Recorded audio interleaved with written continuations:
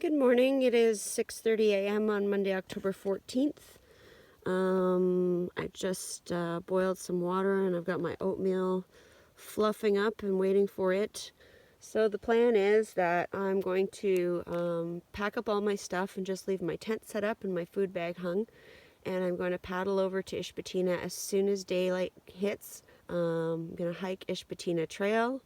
It says 3 hours round trip, so let's say 11:30, get back here for noon, and then just pack up my tent and I'm gonna head out.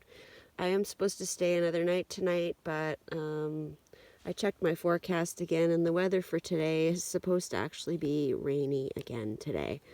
Alright, it's 7:30 and I'm all packed up and I'm ready to go hike Ishpatina. Daylight has finally come and guess what? It's not clear, there's no sun, and it looks like it's going to start pouring rain. You can't even see Ishpatina. It's just all cloud cover. I'd be really bummed if I do this hike and I get to the top and I can't see anything, but oh well. This trip is all about changing the plans. Seems like every 5 minutes. I went to the Privy for the last time. I was getting ready to go and I thought, now that I can see the sky and I see what it looks like, I know it's going to rain today. It's not raining right now. So I thought, you know what, I might as well just pack up all my stuff now while it's not raining, because that's the best thing to do. And then just bring my pack with me. I'll leave it down at the base of the trail with my canoe. And then when I'm done with the trail, I can just head straight out. I don't have to stop here and get my stuff and pack it. And, you know, because if it's pouring rain by then I have to pack everything wet again. My tent is almost dry right now. It's not dry, but it's the driest it's been in the last few days. So, all right, it's 7:50 and I'm all packed up and I'm heading to Ishpatina, which you can't even see from here right now because it's so foggy and cloudy, but hopefully in 2.5 hours when I'm at the top, I'll be able to see something from up there. Fingers crossed. Let's go. I was like, oh great, it's raining, but it's not. It's actually snowing right now. Holy crap. Ah, big fat snowflakes. Oh my goodness. I didn't even think it was cold enough to snow. Oh my gosh. Okay.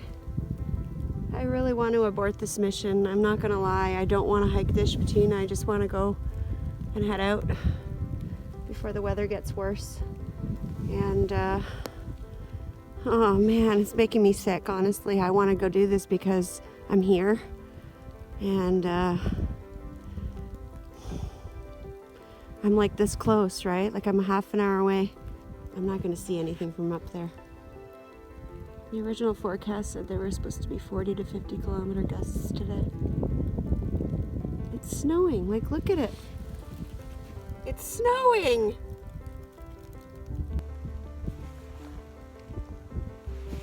I wish I had a coin to flip. I think I'm gonna head out. I think I'm gonna abort the mission. I went so far. I didn't stay. I was gonna take a day and I was gonna stay, and I said, no, you know, don't do it. You gotta get to Ishpatina. And I pushed through and I went anyways, even though I should have stayed that day. And I made it, and it was dark and I didn't even find the campsite. It was gone, and I did all that so I could do this today. And here I am, out here in my canoe, and it's snowing. And I gotta make a call. I wish somebody was here to help me decide. But there's nobody here to help me decide. You can't even see it. Like, yesterday you could see it. It's up there. See in that dip? Right there. Yes, in that dip. Yesterday you could see the line all along there. It's gone. You can't even see it. So why am I going to spend 3 hours hiking up and down a hill and I'm not going to see anything, and it's snowing? Sorry. Tough girl out here in the wilderness by herself crying. You know what? It's tough out here sometimes. You don't know what to do, and there's nobody here to tell you, and there's nobody here to help you, and you have to make a decision. I want to go up there. I made it all the way here on this trip, and I'm right here, and I know I'm not gonna go. I gotta go.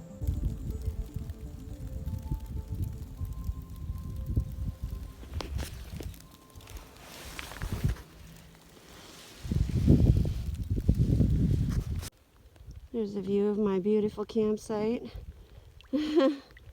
Still snowing out here. Monday, October 14th. Oh, it's 20 after 8 and it is still snowing. Oh man. I kind of like it better than rain though, I'm not gonna lie. It's not as yucky. Oh, my pants are soaking wet. Good thing I put on my rain pants this morning. Just in case. Here, I thought it was starting to slow down, but it's snowing even more now. Oh my gosh. I'm glad I left, but I'm not glad I left. I'm still really upset about my decision, but I know it's the right one. Just snowing like crazy.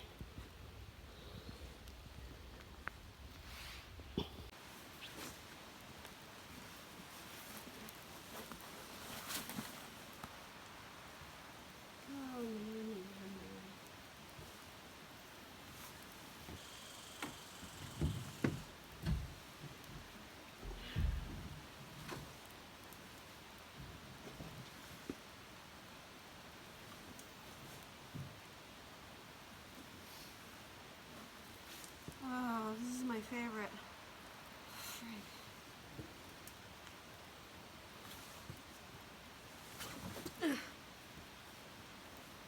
Oh, these rocks are so slippery.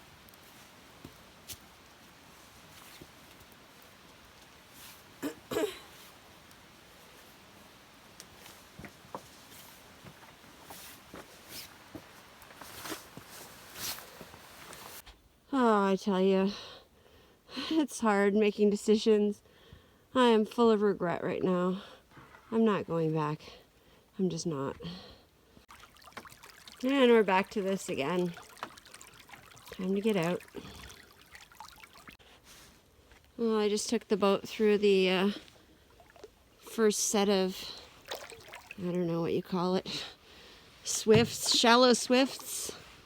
I just walked it through the whole way because there's no point in even trying to get in.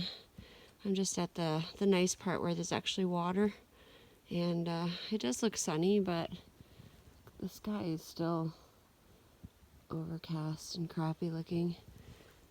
But there's no turning back now, so I don't know. Maybe that happened for a reason. You never know why things happen, but everything happens for a reason. Here's what I believe they call the second liftover. But you can actually drag the canoe through on the right side there. It looks so bright and sunny in the pictures, but it's really not. I mean, I don't know. I guess it's a nice light for photos. The light says, yeah, it just snowed like crazy.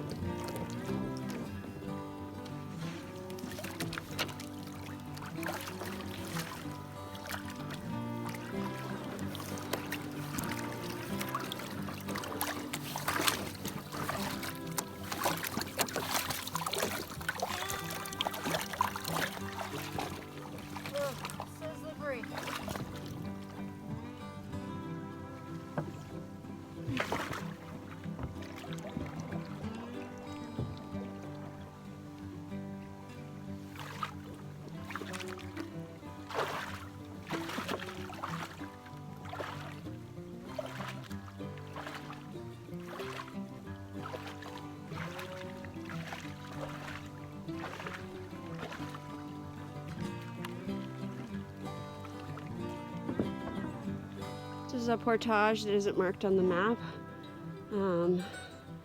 but it's here and it's awesome. It's just kind of hard at the first part here, but what I did was I just lifted up the canoe empty. There's a tree branch there, and just pushed it up onto here, and then picked it up from here instead of trying to put it on my head and come up this steep bank. And now I'm out of the creek. Just have to go get my pack. Well, I'm getting closer to where the hunters are, so I had to take my nice warm toque off and put this on, and my head is freezing now. Ooh, so cold. My hands are wet too, but they're still warmer with the gloves on because they're giving them some kind of insulation. I got thwapped by a tree branch there. I'm not sure if there's a mark there or not. I can't tell. Well, instead of doing that last portage into Hamlow, I just pulled the canoe over the beaver dams and walked through the water. I figure if I can do it on Obabaka River, I might as well be able to do it here. It's only little. So I'm now on Hamlow. I have to paddle a while. I don't know how many kilometers. And then I'm at the 1,500 meter portage out. And it's starting to rain, I think, or snow. I guess it's just rain now. It's probably not cold enough to snow now. But I didn't think it was earlier either. I have, I think, like 2 or 3 kilometers to paddle to get to the 1,500 meter portage. And it's supposed to be an old logging road, so I assume it's going to take me the proper time like the one yesterday was, which was 20 minutes for a kilometer, so it'll take me a half an hour each way, so an hour and a half from there, and I should be almost at my car. I'm just making my way through Hamlow, and it's pretty cold. It's a nice headwind. It's not too strong, so that's good, but it is still early, so I don't know. I don't know if I avoided some bad weather or not.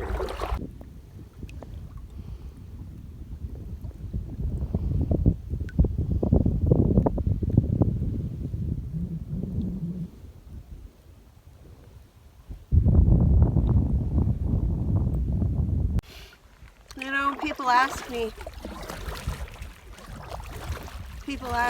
why do you love Temagami so much? You know, why do you keep going back there? Well, last year I did my first trip here and I fell in love. This place is so beautiful. It's so remote. It's so untouched. This is true wilderness. I mean, there are obviously places in Temagami where there's cottages and speedboats and, you know, people driving trucks on the back roads.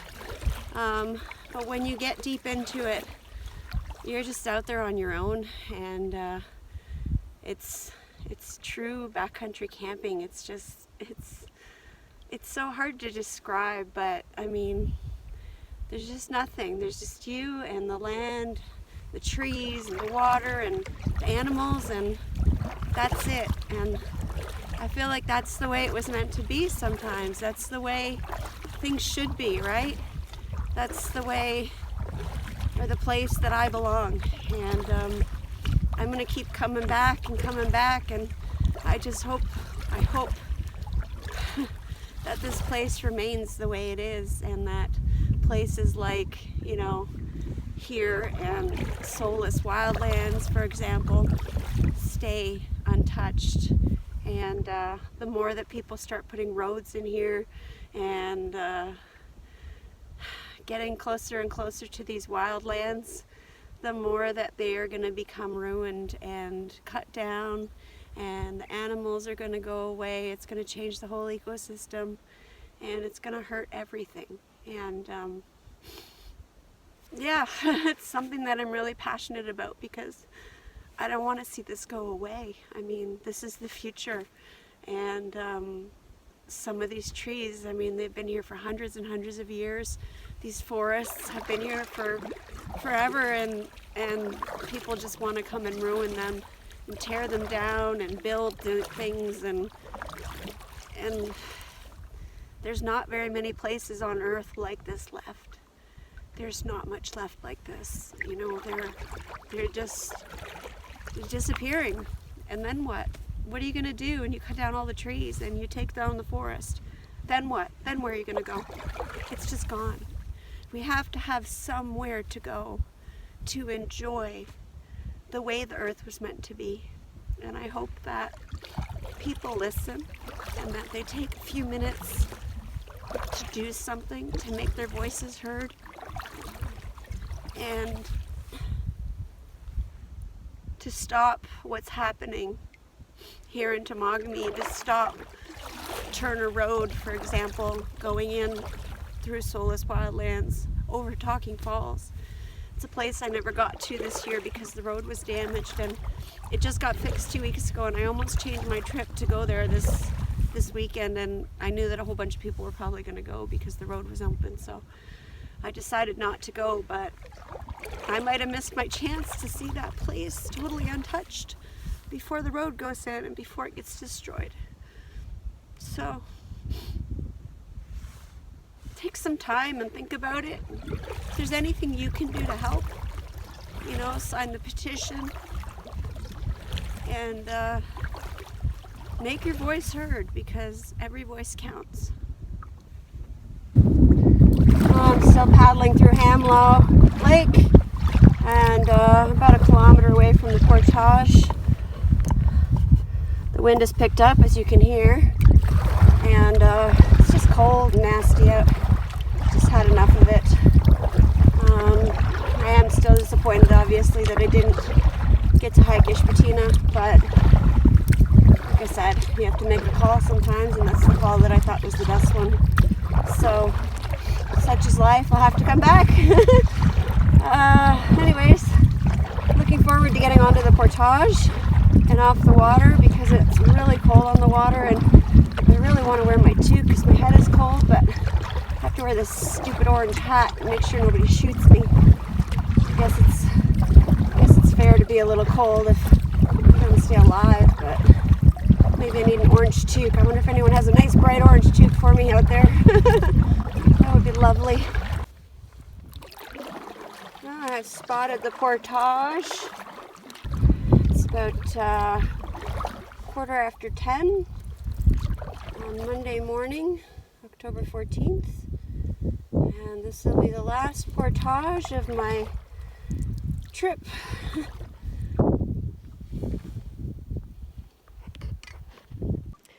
Alright, it's 10:20 something, 22. I've got the canoe all ready to go. I'm going to take it first. I might piggyback this one. It is a 1.5 kilometer portage, and I'm not 100% sure where it goes, so I just want to make sure, you know, I don't run off for miles in the wrong direction like I did the other day. My feet are also soaking wet in my boots. I do have a dry pair of socks in my hiking boots. Just going to walk for as far as I can and see how I do, and maybe I'll just make it all the way like I did yesterday. We'll see, but I'm getting really cold, so I need to keep moving. For the portage is good, it's well marked, and hopefully there aren't too many problems. As I said that, it started getting really teeny tiny. I was just thinking today that this is the 3rd year I've done a Thanksgiving trip, and the 3rd year that I've cut it short by a day. It's kind of funny. Maybe I should just plan shorter Thanksgiving trips. I thought this was a logging road. This is not a logging road. Oh, jeez. Okay, I gotta go. I found the creek. I managed to make it the whole way with the canoe. I like to play these games with myself. I like set the timer for 15 minutes. I'm like, oh, I'll go halfway, and then I'll go back, get the pack. And then I'm like, oh, I'll go 5 more minutes. I'm like, oh, 5 more minutes. I'm like, well, I'm almost at the end now. So 32 minutes took me with the canoe, so not bad at all.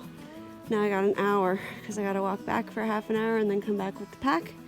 And then I think I have a little bit of paddling to do. I might have some lining to do by the looks of the shallowness of the creek. And then I should be back to the car. Maybe 25 minutes to get back to where my pack is. And there it is, faithfully waiting for me.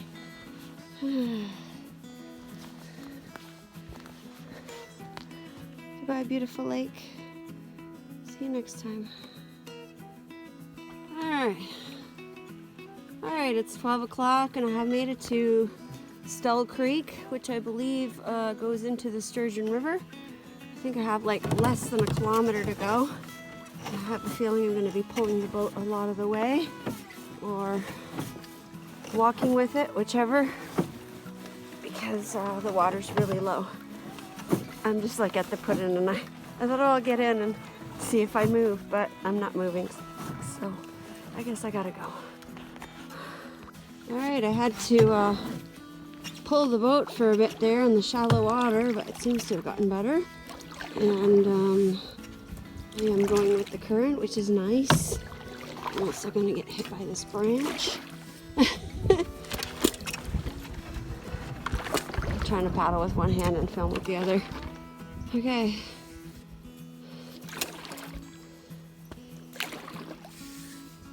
Whee! This is fun. There's supposed to be a place where there's like a four-way and I turn left. And so that little piece of the creek just branched off, and I thought maybe that's the way I'm supposed to go. I don't know. It looks too small. So I think I just made the right move. Last like 10-15 minutes of the trip, and it can't be easy. Oh man. I just keep getting out every 5 seconds. Beaver Dam. Whoa. Water's too shallow. Log, stick, branch, tree. Okay, I'm back in. My feet are soaked. Let's go. Come on. Go, current, take me back. Well, I finally found water. I'm about a half a kilometer, 3/4 of a kilometer to the takeout. Absolutely beautiful here. And the sun just popped out, even though there's lots of clouds in the sky. It seems to have found a hole. Not sure if I could say it was harder than the Ababa-Kaloo, but it's definitely comparable. There was a lot of tricky spots. There were a lot of tough portages, even though they were small. So glad I got a little bit of water here so I can actually paddle on my last big canoe trip of the year, instead of just dragging the canoe to the takeout. It was a good one. Yeah, I can see the swifts and I can hear the shushing, and I know I'm very, very, very close to the takeout. It's been an amazing trip. I am so tired, even though I slept a lot on this trip. It was a lot for me. I think the total meters and portages was 8,500. You know, and I double carry, so that's like, I don't know, something like over 25 kilometers of walking in 5 days. Let me grab my phone. I don't want it to fall in the water. So yeah, I'm tired, plus the paddling, and I'm not sure how much that was. I think it was around 45. I gotta double check that number. And I'm stuck here in the stupid middle of the creek. Ah! Alright, as I was saying, awesome trip. Beautiful sight on Paul Lake the first night. Had a fire. You know, I wasn't there long, but I made it before dark, which was great. Friday was an amazing day. Beautiful sunshine all day. The scenery in some of those little spots, so beautiful. I almost wanted to cry. It was so pretty. And then Friday was a hard day too. It was a tough day. I traveled for 9.5 hours. Saturday, 8 hours of portages in the rain and crappy weather. And then yesterday, not too much traveling, but then I got to spend the day resting and reading, which was great. And then the disappointment this morning with not being able to do Ishpatina. You know, I'm still not sure if I made the right call, but there's nothing I can do about it. I can't go back once you decide. So, and today it's been a great day otherwise. 1,500 meter portage at the end of a trip is never fun, but it was it was a nice portage. Fairly flat, not too many ups and downs, no obstructions, no sucky muck, no big jagged rocks sticking out, so that was good. So I finished the trip in 5 days instead of 6, did everything I planned to, except I missed that 3-hour hike to the top of Ishpatina, so oh well, can't always be perfect. You can't always do everything that you want to do, and you know, sometimes shit happens, but I certainly did a lot more than I did on my fall trip last year. So there's a positive. Anyways, I'm just about at the car, so I'll say a little blurb maybe when I'm done. And I'm anxious to get my boots off. I have soaking wet socks and squishy boots. And surprisingly, my feet don't hurt. I don't have any blisters or anything, which is amazing. But they're cold and very wet. And I can't wait to put on. I have one dry pair of socks left. And I have some dry shoes in the car. I have a change of clothes, so I'm going to change my clothes and yeah, it'll be good. Oh, there's where the road doesn't go any further, and just past that is the takeout. Always bittersweet when I finish a trip. I'm happy and I'm sad at the same time, especially being the last big trip of the year. Kind of sucks.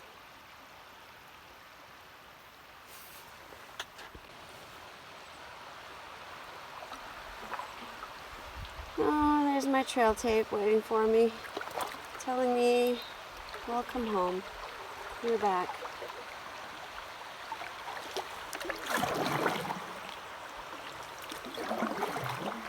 Well, I made it back safe and sound.